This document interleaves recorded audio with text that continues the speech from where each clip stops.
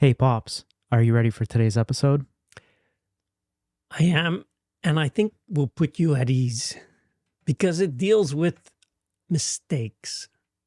One in particular, I really, this year, and I've known it for a few years, but this year I messed up really badly. And well, we had a big crop year last year. You did. You've made a couple mistakes, but this one seems Yeah. to stand out. We did a main channel video on YouTube, which went pretty well. But for a lot of people that don't know, what was the mistake or the new mistake that you've recently discovered? Yeah, I like that, the new mistake, because I've certainly made a lot of mistakes. The new one is letting the nitrogen fixing trees get too big, like way too big. Yeah, they're massive now. It's a bunch of them are twice the size of the fruit trees, and they're just shading them. And last year, because we had a big year, we really saw the difference. The trees this is the oldest block of the permaculture orchard. In that block, we could see the trees were just not producing at all like the ones that are in full sun. And I guess before we really get into it, how old would those trees be? Like, I know they're massive, but just to give context, like how many years have they been growing for to get to that point? These were planted in 1997. Okay. 96, let's say 20 years. Yeah. Okay. So yeah, they've, And I remember when we put them in, they God. were tiny. Yeah, these were the smallest trees. I mean, it's all honey locust in that block. And a big one would have been a foot tall, 30 centimeters. That would have been a big one. Most of them were really small, to the point where for the first year we lost them. Like we couldn't see them in the grass. Didn't know where they were. They were in the grass somewhere, but we lost them. And it was hard to mow because the trees were so small, didn't know where they were. So a few of them ended up getting mowed. And so it was a challenge. It helps to plant something that's at least going to be above the grass in the first year. That would be useful. Okay, so if you'd go back and do it again, you would have, even if it was the same tree you decided, you would have got bigger trees? I guess I would have tried to make sure they grew more in the first year.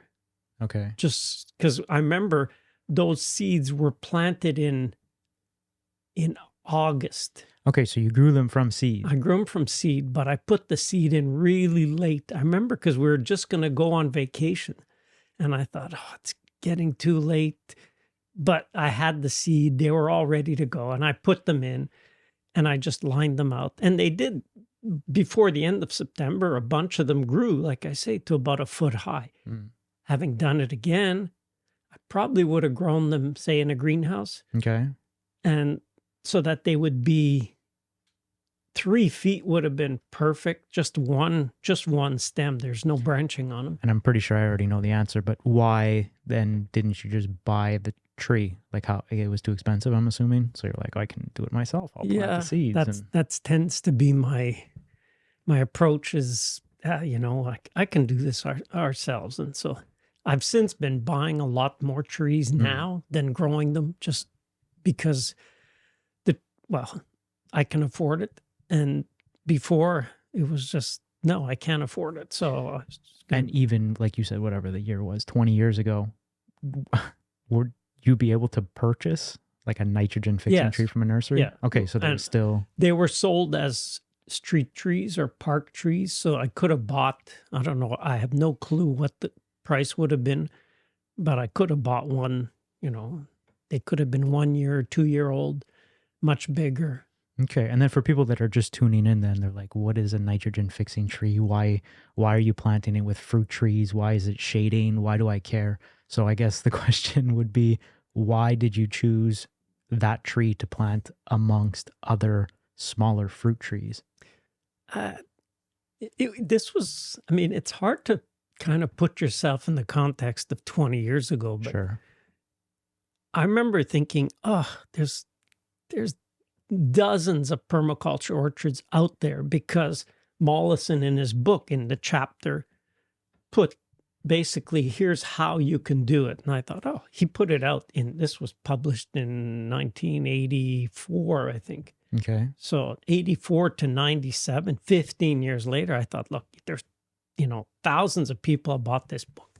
There's hundreds of people who've put in orchards the way he described it. And so at that point, he was talking about nitrogen fixer. In fact, in the book, the species he suggests is for Australia. So he was saying putting in Tagasasti, which it's like a giant alfalfa. It's kind of related to, I think it's kind of related to alfalfa. It's in the legume family, and it's not such a big tree. Mm. And it would have, for their context anyway. So if it's for a tropical, but I think he did suggest putting in, and there are pictures where he puts in honey locust as a nitrogen fixer and a pod producer and so on. And I thought, I can, actually the first seeds I got just from the park near our home in Montreal. And those were all thornless honey locusts. Okay. And I thought, hey, none of these have thorns, because I knew honey locust can have really nasty thorns. I mean, they could be like nails, giant nails coming out of it. And I said, look, none of these have thorns, and we're just out of the climate to grow honey locust naturally in the wild. So any ones you'll see usually are from a park or the seeds have spread nearby. And so it was nothing. I mean, I picked up a few pods in the spring and I just kept them around. And that's when it was getting later, but I thought I really should be putting them in. And did you know how big they were going to get? Or it was kind of like, that's kick the can down the line, we'll figure it out? I knew they would be trees. Because again, popsicles are huge trees. Yeah, I knew they would get to be trees. I didn't know how big. Okay. Like I've seen one that they've since taken down. It was in Huntington, right near the restaurant that we stop in often. And they took it down, but that one was massive. Like you couldn't put your arms around it. It was huge and it was tall. It was over 100 feet, I think. So that's when I saw that one. I remember one time eating and looking and going, that's a honey locust. And then I thought, oh crap, I didn't think they got that big. Like I'd seen them in parks.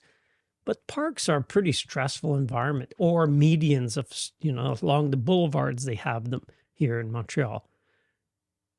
They'd never get anywhere near that big. In fact, they start to really arch at the top. So it's it's done. It's not going to grow much more. And that's where I started to think, I put that in and I planted that whole block just with honey locust. How many trees did you plant? Or do you know? It was this week's episode sponsored by my favorite new pruning tool, the KebTech pruners and pole. That's what's my favorite. And that has completely revolutionized pruning for me. Safer, more enjoyable, more powerful. I'm so much more productive with these. It's just going to change. If you're looking for one purchase for the life of your orchard that will change things, get these. Check them out at kebtech.com and use my promo code Stefan10, Stefan10 for 10% off. Back to the episode. How many trees did you plant? Or do you know? It was 150. Okay. Because it's 450 trees, so it's 1/3 of the trees is honey locust. And then for people that watch the YouTube videos, it's been years that you've been preaching about planting these trees, and that's what the whole big mistake was, that we've made I don't know how many videos on them, and you've always sworn by those nitrogen fixing. Yeah, they're nice to work with because there's no thorns. Many nitrogen fixing trees, and it makes total sense. Many of them are thorny or spiny. Almost, I won't say all of them, but the majority of them have thorns and spines. And it makes sense because they fix nitrogen. Okay, because I was going to ask, so what what is a nitrogen fixing tree? Why would somebody even want to plant it? Like, what does it do? Yeah, it's a soil improver. Okay. So it'll improve the soil. It feeds itself. You don't have to fertilize those trees. They feed themselves. And they drop leaves and pods, but especially the leaves are very, very nutritious to animals, even before they drop. But they're high protein. They're very rich. They're very good. And that's why they tend to have spines, because animals love to eat those leaves. I remember the first time that really dawned on me, we had those Muscovy ducks. I don't know if you remember those. And I remember letting them out. They had been out a few times, but I remember letting them out one time. And the grass it was probably June. The grass was up there. And so there was clover, red clover, white clover. There was alfalfa in the grass. There was all kinds of very nutritious grasses. They had options. They had lots. And I remember watching them go out of the pen, and they're trampling, like they're just kind of running, trampling all these super nutritious forages in the grass. And I thought, where are they going? Like, this is high nutrition. And I guess they could see it in the distance. There was honeylocust branches that were going right down to the ground. And these ducks ran to that branch and just started to chow down on the leaves. I thought, wait a minute, ducks eating tree leaves? Like, this seemed strange. Muscovy ducks are kind of the exception. They're considered a tree duck. In South America, they actually roost in trees. And the first time I saw them, they were roosting on posts at the farm. And I thought, what kind of duck is this? And so they are tree ducks, but they're also pretty well a forager. They forage they're almost like mini cows. They graze on the grass. They love eating vegetation.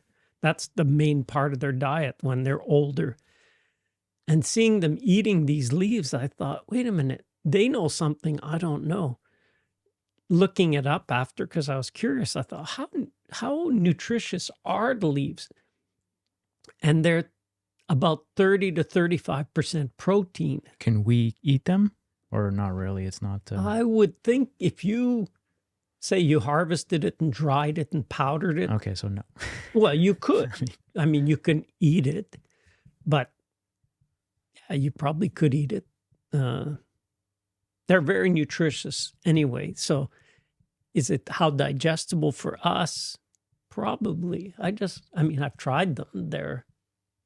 But I haven't lived off of them to know that, oh yeah, I'm able to. Okay, so they basically supply nitrogen to your fruit trees that are around, right? And then you don't have to fertilize as right. often. So you don't fertilize at all. You don't fertilize at all. So your thing that you expanded on was a fruit tree nitrogen fixer, fruit tree nitrogen fixer. So then what you did is you did fruit tree nitrogen fixer. In your permaculture orchard. Yes. Like you say all the time, you stretch the original idea. Right. So because Mollison had said use a fruit tree and nitrogen. So he put one. So imagine if you did that, you would have a forest. Yeah, I would have had it's already was a forest. But yes, I would have had a lot more. However, there is way more than just honey locust. There's a whole range of them. And we've got almost all the ones that we could have now in our climate now. I like to say just start. So that's what you had, and that's what I had. That's why I planted those in the first block, because I what's in the nursery, that's in the nursery. And so let's use those. They're small, very small, but you know what? I'll use them anyway. And you're talking about they were small. Side question. Now they're huge. The bigger the plant, the more nitrogen, or that's not how it works? The more nitrogen they fix? Yes.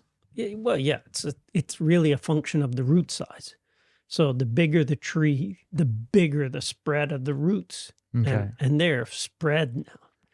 I mean... So ideally then you want to find a plant that's like a happy medium, like that is big enough, but that's not too big that it starts shading your trees or your plants Right. that need Right. sun. That's why now, having tested and seen them grow for long enough, there's actually two now have become my favorite.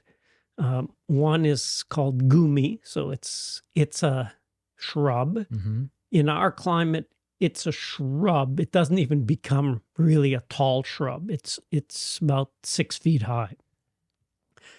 The other one is, And it produces. berries, which are really good. So that's a big plus. So now I can have fruit, nitrogen that also has fruit. So there's a big plus. The other one is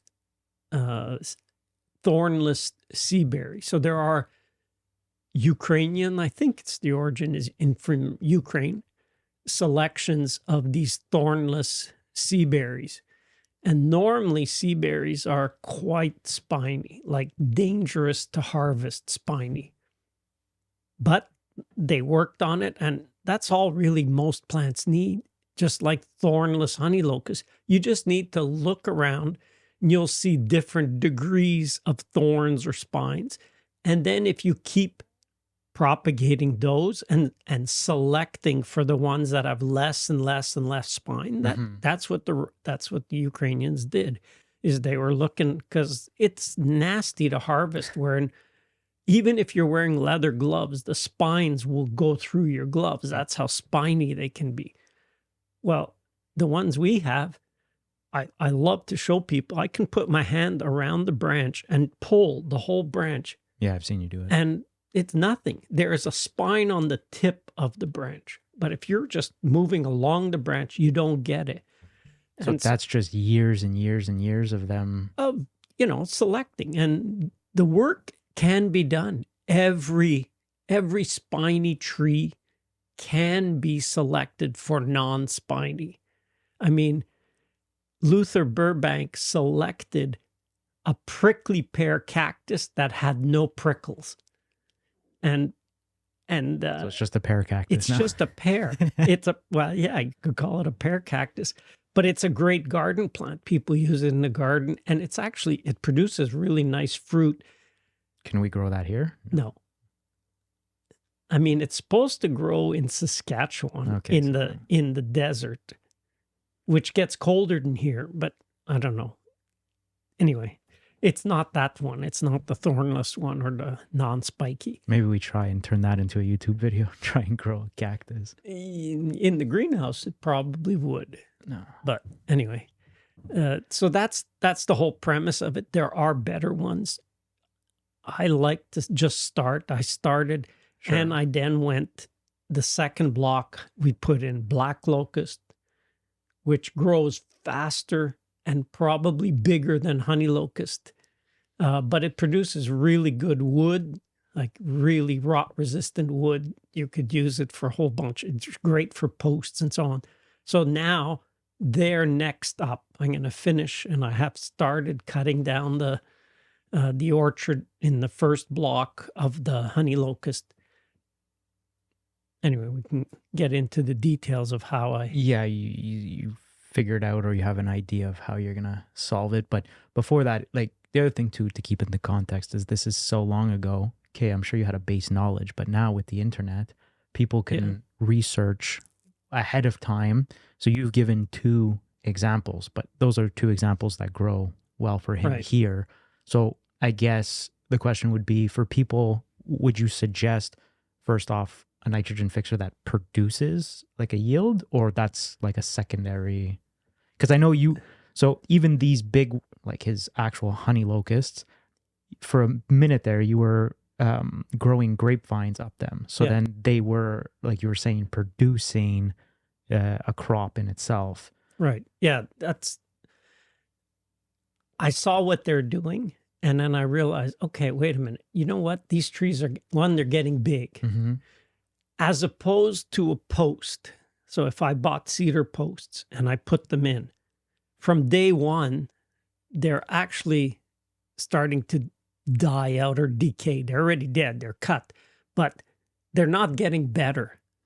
So that's the thing with posts, is when you put them in, they have a lifespan and they're going to eventually rot and fall over. But if you put a tree, the minute you plant it, it's actually getting better every year. So when it gets big enough that you can attach something to it, it's just gonna get better and better. So I had already, and that's been, when we did the film in 2013, I had already done the orchard with a test for doing the overhead spray. And the trees were really great for that because they were tall enough. So you use those as poles. I used them as posts, tall posts, which, I mean, a tall post, 15 feet in the ground, you want them at least 4 feet in the soil buried. So you'd need almost a 20-foot post.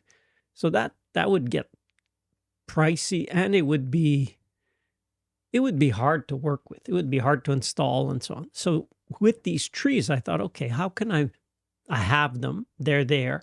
What can I do with them? So one use then became to hold the overhead spray system. And that was great. They do that and they do it really well. And in fact, some of them that I cut this year, or last year I cut in the fall, the wire had grown into the tree to the point where, wow, when I'm cutting them, I end up leaving this log on the wire because it takes some finesse cutting to cut that piece off of the wire. So that's one. It's a post, and it gets better with age. So that was nice. Okay, I thought that's one use. The second use was they don't produce fruit. How can I get these nitrogen fixers, part of the trio, to actually be productive in something that we could sell? So I started, this wasn't started when it was the first years. It would have been nice to have planted vines, I would say about year 3 to 5. Because by year 3 to 5, by 5 years, the trees were up past you. Oh, yeah. Yeah, they were taller than that. So it would have been big enough to put a vine at the foot to grow up, even if you had to prune the vine a bit. Anyway, would have been a better time to have planted earlier, the vines, than what I did. I only planted them, most of them were planted about 5 years ago. But because now the trees are so big and they're creating shade, these vines don't grow as fast. It's hard to get started. Yeah, they're slower to get started. So I put in grapes, several kinds of grapes, and a whole collection of kiwis. So these are the hardy kiwis for us. Normal kiwis, the ones you get in the grocery store, we can't grow here. But we can grow Actinidia colomicta, which is the hardiest, and Actinidia arguta, some of the cultivars. So I tried a whole bunch. There's 3 that have turned out to work quite well. And they're growing, they grow, you don't need to support them. They actually go like a bean, and they grow around the tree. Although I've also noticed that those produce shade because it just keeps like climbing, I guess. You have to prune them because otherwise they'll go along the wires. And yes. So, I mean, if they're producing that you're pruning them, that's not so bad because already they're paying you for the bit of maintenance that they take, as opposed to the honey locust, which end up taking the most pruning. Okay, so you were pruning them. I was pruning them, but they grow like pruning a tree. Try stopping a tree in its growth. It's gonna grow a lot. So that's a second use. So having them as well, even that, just to talk about the pruning, I feel like they're paying to prune because you've had to build this big tower because they're so high up, they're so tall. Right. He's been cutting them with a chainsaw now, like I guess the smaller ones. Yeah, the smaller ones. But back in the day, you used to prune that by hand with your loppers there, all the way up there. Actually, the first times I pruned the top, even Eli, That's way too sketchy. And Yeah, okay. it was totally sketchy. Now, let me describe. Well, because you've fallen and stuff before Yeah, too. I Was fell that off a ladder. And, that was while you were doing that? yeah. Okay, yeah. Yeah. So what we did in the first few times, we cut the tops of them. I would set up, I had a little lawn tractor hooked up with a trailer. And in the trailer, we had a wooden box, a big box. I actually vaguely remember that. So that's when he says sketchy. Yeah, if I'm remembering what he's going to say, it was super sketchy. Yes. I don't even know how you thought that was a good idea, to be honest. I tend to say, let's just start. They needed to be pruned. What have we got? Look around and, hey, we got the trailer, we got this box, and we have a ladder. We have an aluminum ladder. And so you, the idea was in the ladder. Was that what you did? No, yes, we put the ladder in the trailer. So we actually supported it with 2 2x4s bolted or screwed to the floor of the trailer. And the box, because it came up high enough, so the ladder would lean on the box, which the box was solid. It was a good solid box. So it had a support at the bottom, had a support part way up, and then we ran big truck straps that we could ratchet higher up, so it was kind of tripoded into this trailer. That wasn't the sketchy part so much. It was standing in the ladder, up on the ladder, while the tractor was going forward with a pole chainsaw in my hands. Yeah, I got used to it. So I would have a strap that I would clip myself into the ladder. And we did it for a few years. It worked quite well. Until I because I went up the ladder and I forgot to clip in. And I that time, I remember I cut one of the big ones that hadn't been cut, because what I would do, I say nothing beats easy. If your maintenance is easy, you'll do it. The hard maintenance, you tend to put off. And that was the main reason, is some of these trees got big, and then it was, I'll prune the easy ones now because I have time. And I wouldn't prune all the big ones. They just got bigger and bigger. So one day I was, okay, I'm here. I got it set up. I had the ladder. I wasn't strapped in. And I pruned one of the big ones, and it was windy. And I would say, trust your instincts. If your instincts are telling you, this might not go exactly as planned, but you know what? It's the first tree. And so I started cutting it, and I cut it. And the next one was over a bit, but it also wasn't pruned. Actually, it was the one in the next row.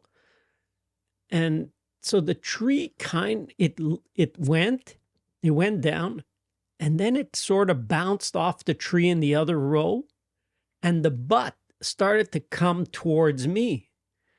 And I remember I was up in the ladder thinking, oh shit, oh darn, this is coming right for me. And so I just kind of pushed away so that I kind of would let the tree go by if it was going to come that way.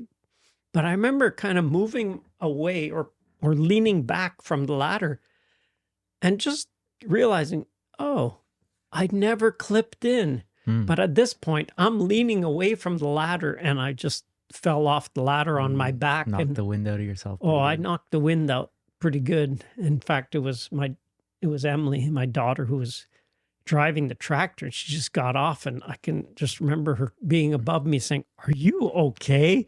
Like she saw me come down. It was up about the top of the ladder. I wasn't standing on the top, but I was standing at least 12 to 14 Which even at that, feet. you're lucky you didn't land on that box. I actually, the back of my leg caught the edge of the trailer, and that was a nasty bruise. But so now you know what? Shout out KebTech, because his new pruner that he has, yes, new pruner that he has, it's got like an extendable thing, and you can just do like no more ladders. I can tell you from everything I've learned from a bad experience, mistakes I've made.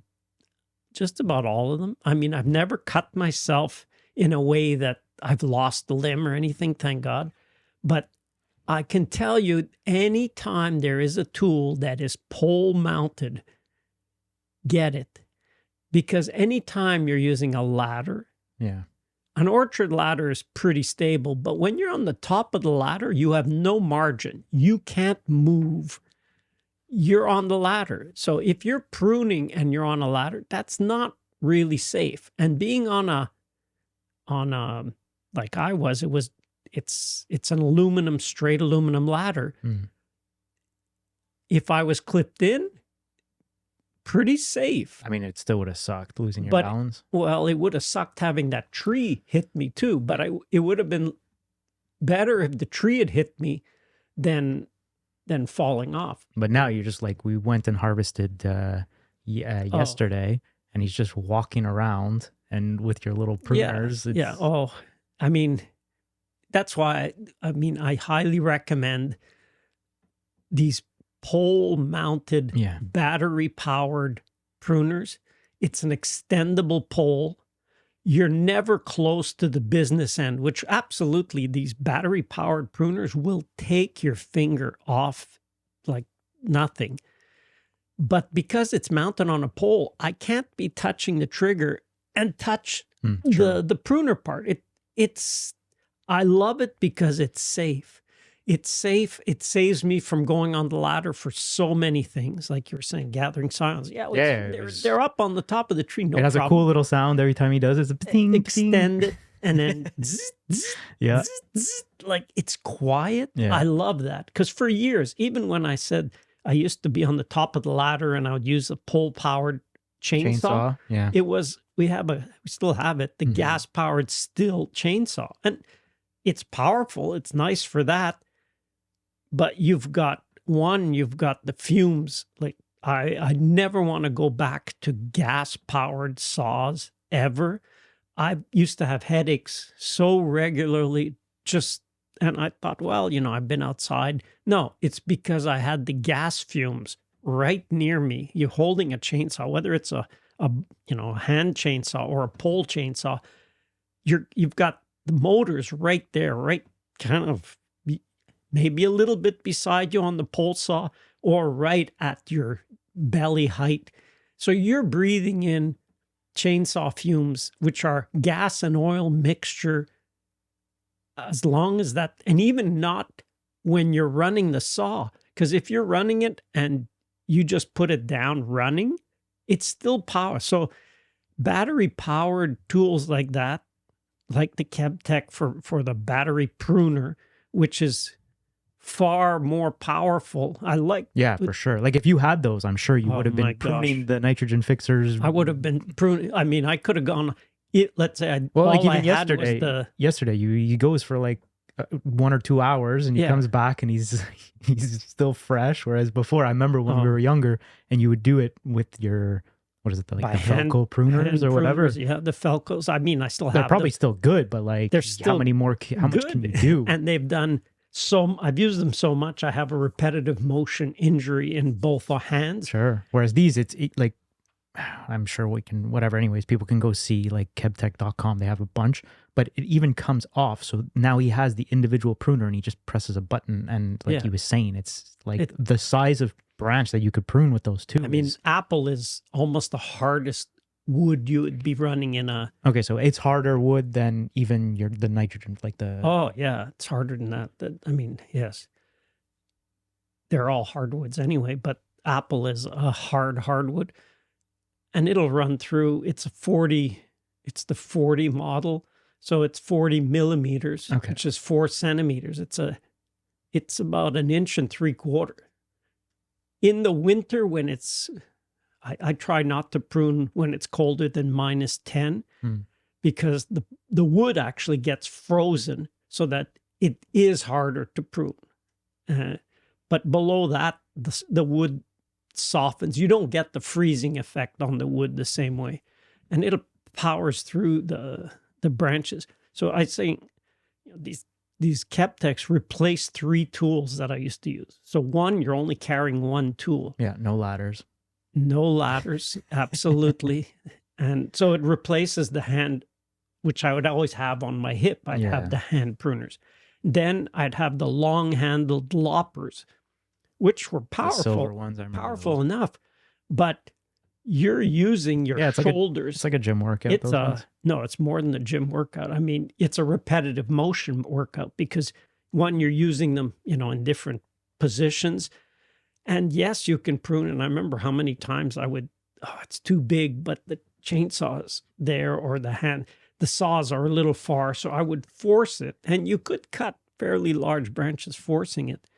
But I mean, in the end, that's the second tool. And the third tool was a pole-mounted pruner with a string that you would pull to prune. The blue one, I remember. I that never one too. liked those very much because there were so many parts to it on the head that it would get caught up on things. It would get caught in the branches. So I was like, it's more of a pain. And then you didn't use it as often because it was only to finish the very top of the tree. Yeah, I remember that. So okay, so here, I'm going to hang this one here, and then, I'm going to hang the loppers here, and I could do the bottom with my hand pruners. Yeah, no. This little gizmo is. So like, you're carrying 3 tools around. Now, you carry a battery, I do the spare battery. Actually, this year, the most I pruned was 3 hours, and I didn't even go through one battery. In the wintertime. In the winter, yeah. Because that was when I contacted KebTech, they contacted me, and they said, would you try it? I said, well, look, I'll try it, but I'm going to try it in our context. And if I don't like it, winter pruning. Yeah. And if I don't like it, I'm not going to. Yeah, I'm not going to talk about it. But I really haven't seen much of a difference winter or summer. So in the beginning, I did keep another battery on me inside my coat so the battery would stay warmer. But I pruned, this is minus 10 Celsius, which is about, I guess it's about 8 or 10 degrees Fahrenheit. It's still cold. And for me, it's kind of my limit to pruning. But I've used it at that temperature, and it's no difference. It still powers away.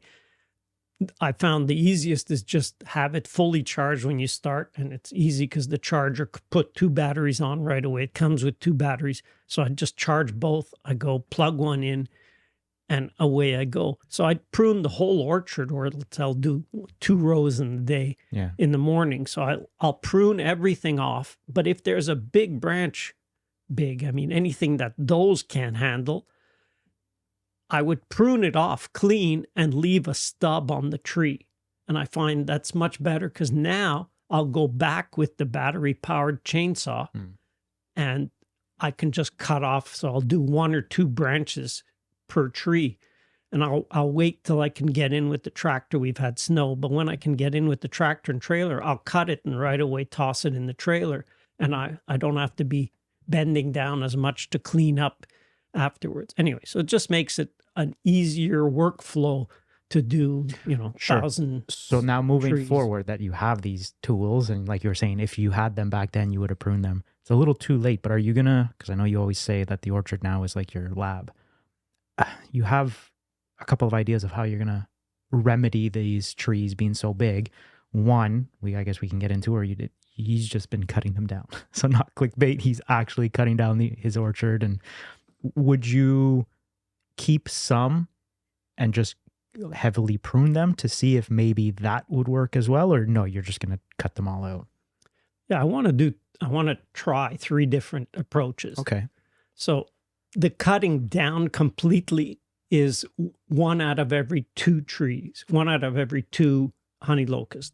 Okay. So every 2 think trios. of your trios. I have fruit, nitrogen, fruit, nitrogen. Okay. So in those 6 so trees, 2 out of every 6 are just gone now. Or one out of every 6. 6. Yes. So those get cut, like I actually you cut them higher, about 3 feet, a meter high, just because it was easy. Cut them with the chainsaw there. There was enough snow still that I didn't want to cut them right to the ground. Okay. But I'm going to cut some right to the ground because I know I've done it in the past. Anyone that was thorny, I would cut it to the ground and then it would regrow. It wouldn't regrow as thorny. Oh. That's a whole different thing. The trees seem to know, and it's true, they do know, if you're going to kill it or cut it down, if it doesn't do what you want, it'll change to do what you want. And so when I looked and it was like, well, you're spiny, you're gone. And I'd cut it right to the ground. It would come back less spiny the second time around. If I cut it again, it'll probably come back less spiny again. Why? Because think of a tree. Is it sentient? Absolutely. Like we know that trees can communicate with other trees. They communicate with the microorganisms in the soil. There's communication goes on. How big of a stretch is it to think that they can't communicate with us? Absolutely. And there have been studies done, not many, but there have been some studies done to show that if we're thinking something, then the tree can pick it up. I remember my mother, she loved houseplants. And she used to talk to her houseplants. And people would always, my God, your flowers are beautiful. And that's what she would do. She would walk around when she'd water and she'd go, oh, you're looking so beautiful. And she would water her plants. And they did tremendously. I know dealing with apple trees mostly for a long time, that they will pick up on what I'm, like if I'm threatening it, they will either die or they will adapt. They will get their act together and find what they need and respond. So the honey locust, it's kind of the same thing. If I don't want them as thorny, they will be less thorny or they'll get cut out. And for a tree, their only goal is survival, meaning they need to reproduce. They need to produce either, because in honey locust, it's male and female trees. So they either produce pollen or they produce like the male flowers or the female flowers. So if they want to reproduce and get tall enough that they can flower so that they can either produce pollen, the male tree, or produce pods. And were you staggering those throughout the orchard? No, there was no way of knowing which are male and female. So they're kind of all over it's random. Does that make a difference? Like if you could If I wanted, I could have taken, let's say, just male trees and grafted them so that they would produce pollen but never produce pods. The other way around doesn't make much sense because if you only have female trees and there's no male to pollinate, you won't get really any pods. So anyway, that's kind of just the first approach was to cut them right to the ground and they will grow multi-stems. But now you're actually going to watch after them and prune them and keep them again, like I said, nothing beats easy. And the whole goal of this change and this cutting down is cut the trees so that they are easier to maintain because I'm more likely to maintain them. Okay, so you will, I guess. I will maintain them, but I'm going to do, so one is cut to the ground, one approach. Second is to cut them back higher. So like some I left as we cut with yesterday. The chainsaw, so it was about 3 feet. So some it's like, okay, I'll leave some this height. Okay. And some I'll let them grow so that the vine or the grape will have enough support. So I'll cut them, but I'll let them regrow to about 6 feet. Because worst case, you could always just recut them back to the ground and they'll start all over Exactly. again. Okay. And with the pole pruner, it's so like 6 feet. I'm not reaching up. I just prune them that way. So I will let them grow, but they're too big now to do what's called pollard. Pollard. It's an old technique where you would take a young tree, you would cut it at a certain height. And think in the past, so people who had a field and the edge of their field was often lined with trees, but they didn't have chainsaws, first of all. So what they would do is they do techniques that they could use. They had different hooks, like kind of not even saw, like a scythe, but on a hook. So that's how they did a lot of pruning, is they would just pull with this hook and cut trees down. Well, you can only do that to a certain limit. Like you're not going to do that on a tree that's 6 inches around. That's just too big. 6 hours just. So they basically use techniques based on the tools, just like we're doing today, based on the tools available. So they would pollard or cut one based on what they were doing. So if they were running sheep, for example, they would cut the tree usually to be above the reach of the sheep. So even you remember seeing the early years when we had the sheep, they would eat your trees. They would eat all the leaves up to about chest height. So if you did it head height, the sheep can't reach those leaves. They'll reach the ones because it'll always grow like a ball, and it'll have branches that come down where the sheep can still access them, reach those. So they would do that. If they had cows in there, and the cows used to be smaller than what they are now. Now they've gotten to be, they're not cows anymore. They're mini elephants.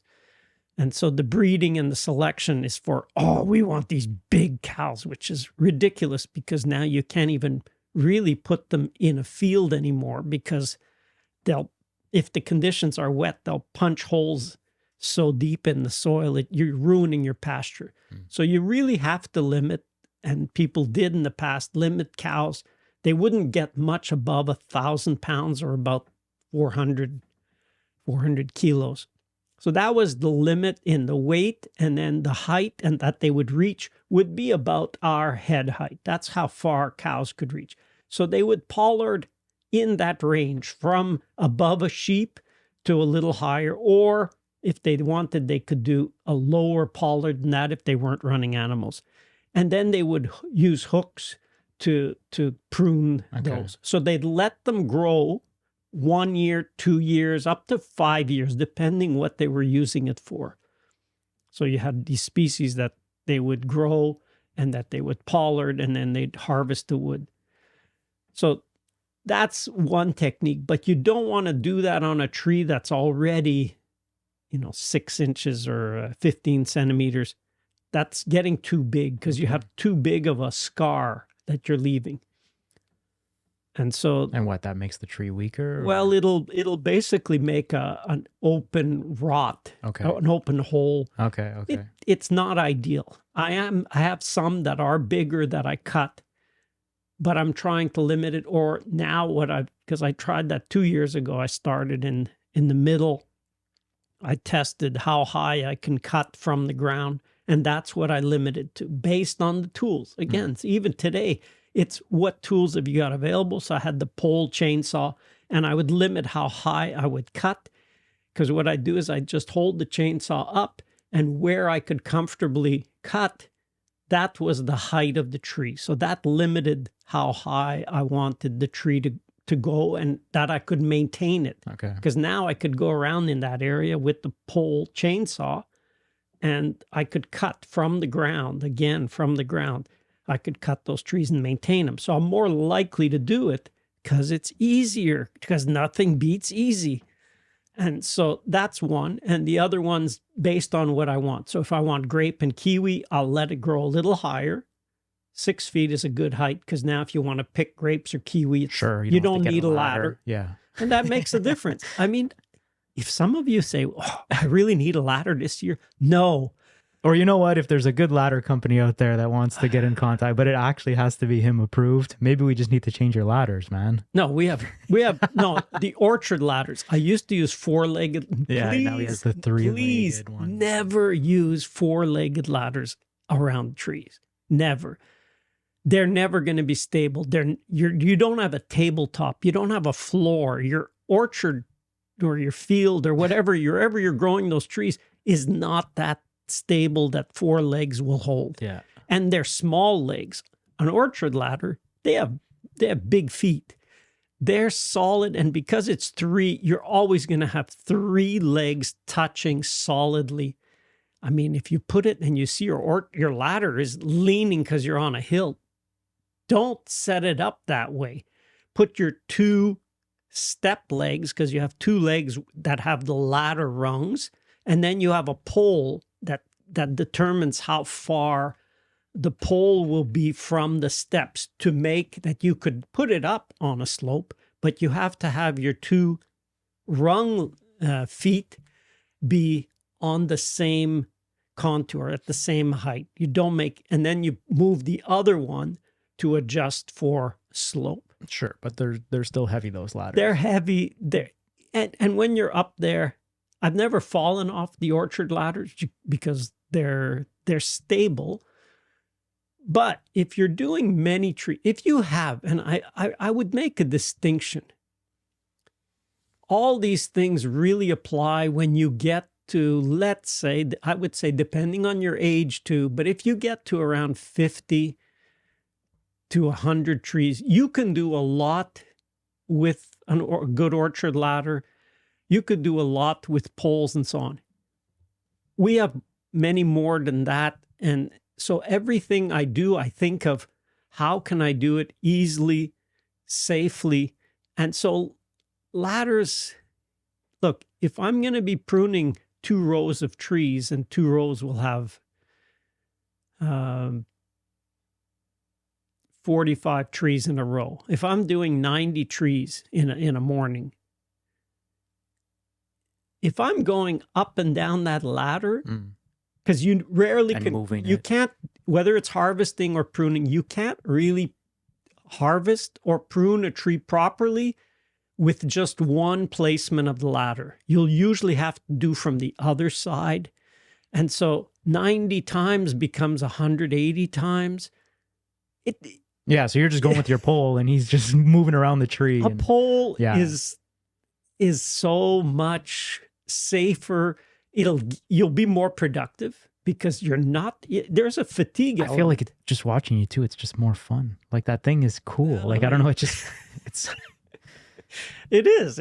I've gotten the last year, because we got this pole, I think it was January of last year, and I used it all last year to prune. And I found that I was using it more and more. I didn't use it for the first few weeks because I tried it and it was annoying because it had this trigger guard. Yeah, it had a trigger guard, which meant that if I tried pruning in January. Although I know why they put that there, but yeah, it's an easy enough mod that you could do. Yes. And I remember thinking, this is annoying because it's fine maybe in China where it was made that it's warm. But I'm wearing mitts. I'm not wearing gloves where each of my fingers is separate and I can easily take my index finger and press the trigger. I couldn't. I'm wearing mitts. And I thought right away when I went to use this trigger guard, it's just in the way. That's annoying. It won't work. But I tried it just with gloves to try, and that's fine. And I was like, yeah, this works really well, except for this trigger guard. So I brought it home, put it in the vise, and I made 2 cuts, and I made the trigger guard, instead of being all around my finger, to be in front of my finger. So I took away 3/4 of the trigger guard. So now it's still a guard, but it's not a full guard. But it doesn't matter. You can't touch the trigger and touch the saw, the pruner part. And so it was like, I did that change, and all of a sudden it was like, this is flying through perfect. This is perfect tool. It's light enough. It did take, and I guess depending on your shape, I mean, I'm not in bad shape, certainly for my age, but I found in the beginning, maybe an hour and a half, and that was my limit, because I think it weighs with the pole about 7 pounds. I was going to say 5, but okay. Yeah, maybe 5 to 7. It certainly feels like it's getting heavier as the time goes on. But now I can prune for 3 hours with it, and I'm okay. You get into the season. But that's all I've really used, that and the chainsaw. It's the only tools. I haven't taken out my loppers or my hand secateurs, or certainly not that pole-mounted pruner.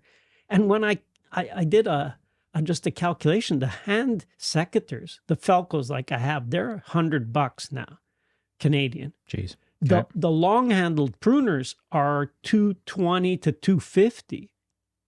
So now we're up to, let's say, $350, and the pole other one is about $80 or $100.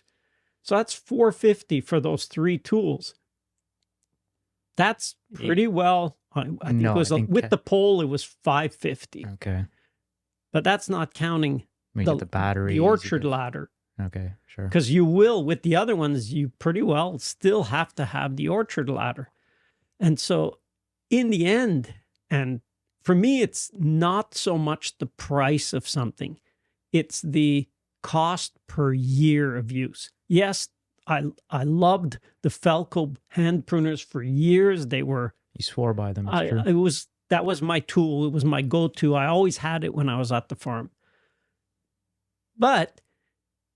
And so the cost per year turned out to be minuscule. Like I've had them for over 30 years and they're still perfectly good. You could replace everything, just like on the Keptex. You could get replacement parts for everything. But the whole thing was the versatility. You're not switching between tools. It's one tool. Oh, I can't reach. Yeah. You extend it. The extending is great because as soon as you're done with the extension and you open like the clasp thing that holds it extended, it just retracts on its own. You're not, like and so it's like, it's so nice. And so now you won't, because now you, like you said, you're figuring this nitrogen fixer thing out. They're not going to be as tall, but your apple trees, your pears and your plums are still long enough that you will use those to get the high up branches when pruning. Right. But now let me ask you to go back to the nitrogen fixing, so I planted an orchard for $1,000. I don't know when this is coming out, if that video will be out, probably not. But in it, I chose 2 nitrogen fixers. They're not trees, but they're small. So now talking to you in this, I don't know, did I mess up? Like, are my fruit trees going to be so big that those will get shaded out? Like, can the inverse also cause a problem down the line? I don't know if you've thought about this, but as we're talking about it, I'm like, oh, I hope I didn't. Not think of it as you want each tree or shrub. Mm-hmm. Like, I feel like I spaced them out far enough, but if the apple trees get, like, they're not standard apple trees. No, they're gonna, I think they're dwarfs. So they're not going to be huge, but I don't know, how big do my nitrogen fixing shrubs get? They're going to be smaller than the trees. What was it? It was sea berry. Yeah. No, they'll get to be about maximum 10 to 12 feet. So okay. 4 meters, let's say. That's not a problem. That's the height of your fruit trees. So ideally, you would want to find a nitrogen fixer that... Yes. Ideally, you want to choose your... Well, I mean, I'm saying ideal, like perfect. Yeah, my criteria. So what's your checklist? Now, what's your checklist now today, if you would... Yeah.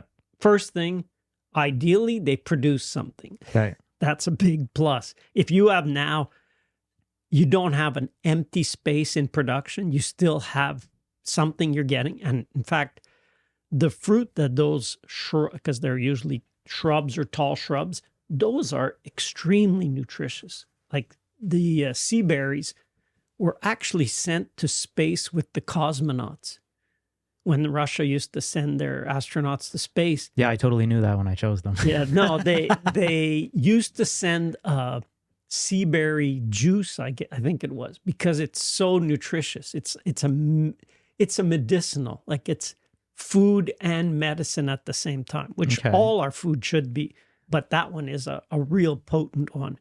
So that's great. So choosing something that produces, if you can, I would say that would be a number 1 criteria. Okay. A second one close with it, and depending what you're doing with your nitrogen fixing trees or shrubs, I would say the lack of thorniness or spininess is a big plus.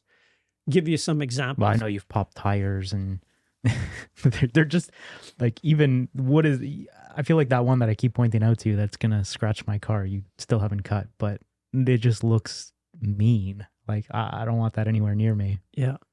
So that is one, it's the safety just walking around. Mm.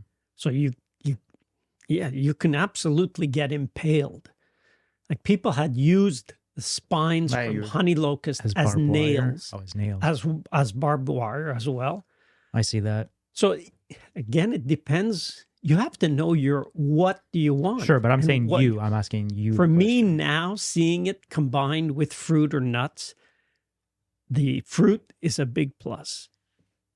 the non-thorniness or less thorniness is a big plus. So those two. The ability to fix nitrogen, I guess it would depend on your site. I mean, we're on pretty poor soil. It's not really soil. It's beach. It's an old, imagine going to the beach. We're growing on an old beach. That's exactly what our soil is.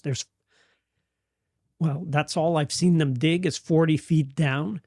Actually, that was 40 feet with the shovel. So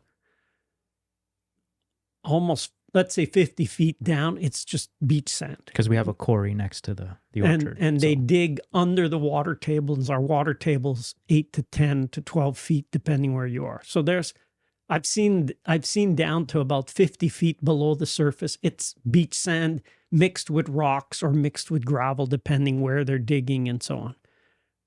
Okay. So our soil is not super rich. So you're putting the nitrogen fixing ability all the way at number 3? I'd put it number 3, yeah.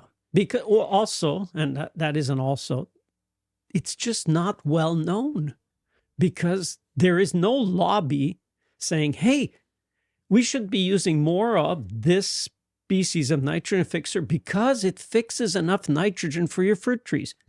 Why? Because there's no money to be made on that. But there's lots of money to be made on synthetic nitrogen. So there's all kinds of studies measuring synthetic nitrogen and nitrogen fertilizers. But the plant equivalent that does that for you freely, capturing the nitrogen from the air, when you think almost 80% of the air that you're breathing is nitrogen, it makes absolutely no sense to be putting nitrogen fertilizer. Nature has it figured out a long time ago. And that's why there are these plants that are called nitrogen fixing plants, because they're able to capture the nitrogen in the air and fix it in their roots. And they use a lot of it in their leaves. That's why they're so nutritious, because protein is made nitrogen-based, a lot of nitrogen in protein. And so these plants have been around. We just need to use them. So we've never put fertilizer in the orchard since it was planted. And we've been on a 1 every 2 years. We've been on an alternate bearing because we had a total loss. The first year we were going to have a crop, we had a huge freeze in early May, which was -8 Celsius. -8 is about almost the limit of what I would prune in the winter. And we had that in full bloom. So it killed all the flowers. We had no crop. So the trees just grew more. And then the next year, we had a huge crop. And because we had such a 0 and 100%, I've been pruning to try to get it to change. Regulate it. It is working on some trees, but some trees, once you get them in an alternate bearing mode, it's hard to get them out. We have some that we don't bother. We know that this year they're not going to produce anything, and that's all there is. And every 2 years they produce a large crop. So without fertilizer, I consider I get about 50, probably closer to 60% of a full fertilized orchard crop. Now, if you do the economics of it without any sprays, without any fertilizer, our maintenance is minimal. Yeah. I mean, a little bit of pruning and I feel like pruning is mowing. probably your biggest thing. Pruning and mowing. Actually, mowing when you consider the time, the number of times and so on, just the maintenance of the grass. Those two are the most time consuming. So I need to get you a robot mower. Yeah, that could work. We'll have to see. No ladders involved. If I took out the mowing part of the equation of maintenance, yeah.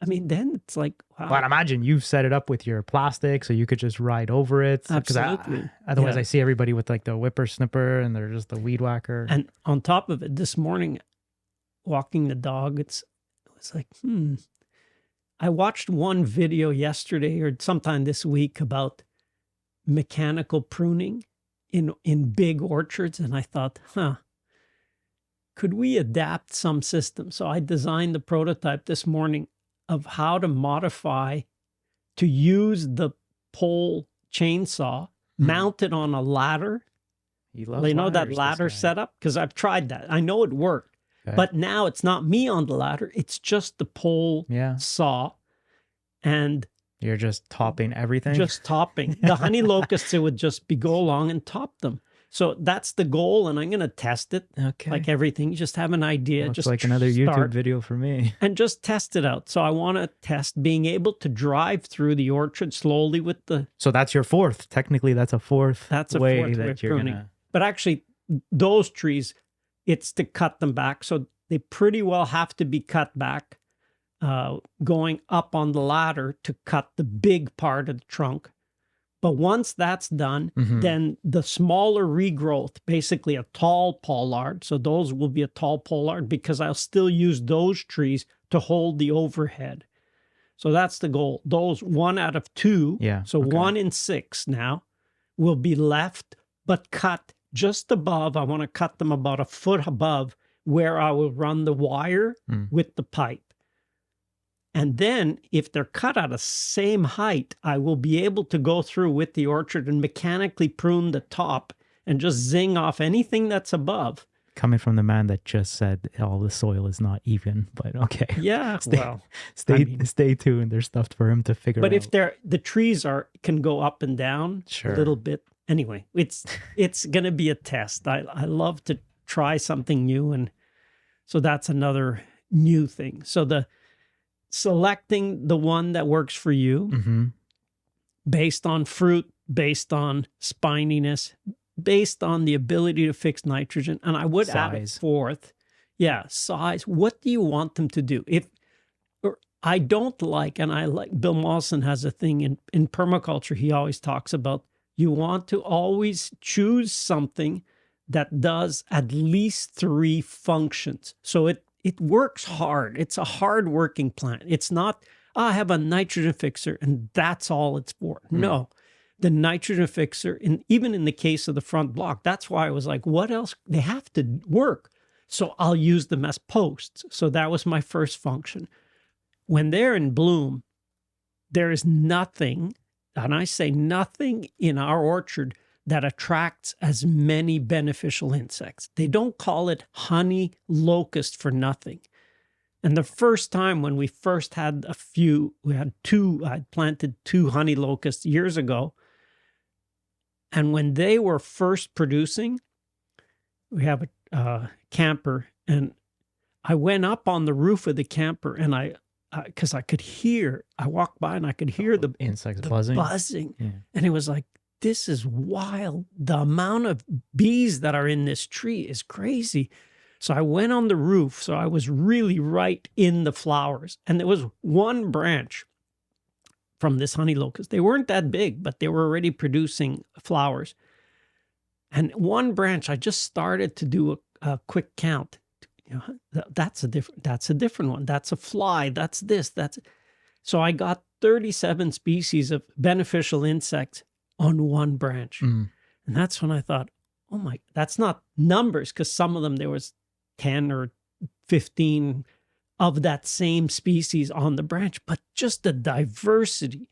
So there's nothing that attracts beneficial insects and feeds them at a very crucial time, because usually the flowering of the honey locust for us is just before the main honey flow from field forages, which is clovers. Mainly clovers is the big honey producer in our area. So this happens just before. When we had beekeepers, the last time we had hives, they were keeping hives at the orchard. And they were astonished because we have such a great sequence of blooms from the fruit. Actually, even before the fruit trees, we get willows that flower, and then we get the fruit trees, and then the nitrogen fixer. So just in trees, we usually have from certainly the first week of May going almost to the end of June, usually by the summer solstice, 21st of June. Usually that's the end of blooming of the trees. So we have about a 7-week window, almost 2 months. But actually now we've added the willow, so that's in April. So now we have a 2-month window of tree blooms. That's not counting all the shrubs and all the perennials and the flowers. And we have flowers blooming right up until the end of October. So we've built a sequence of food for pollinators that is so long that when they kept bees, I remember they're saying, this is incredible. We're going to have, they came and they looked at how much honey was in the hive and they were like, this is wild. We got to come back with more boxes. And I remember they used to have to put 2 boxes down to step on to reach the boxes they were putting. They had 8 boxes. You usually have your 2 supers, which is where you keep your queens and your workers. And then they put 6 honey boxes above that. And when they pulled them off, they got over 500 pounds of honey from one hive. There you go. And they were like, this is pretty crazy. They had filled their trailer with boxes filled with honey. And it was so if you want to be a beekeeper, you want to have honey, build your honey sequence. Well, that is one. That's just one. But build a sequence because the trees do an incredible job. So that's kind of the 4 jobs of the honey locust that I count on. But yeah, that's it. The post, the support for the vines, the nitrogen fixing ability, the feeding of beneficial insects. But did I say the fertilization? You said that was like number 3 or whatever. So anyway, it does more than the 3 functions, and that's the goal. Think of what you want and think of how it will.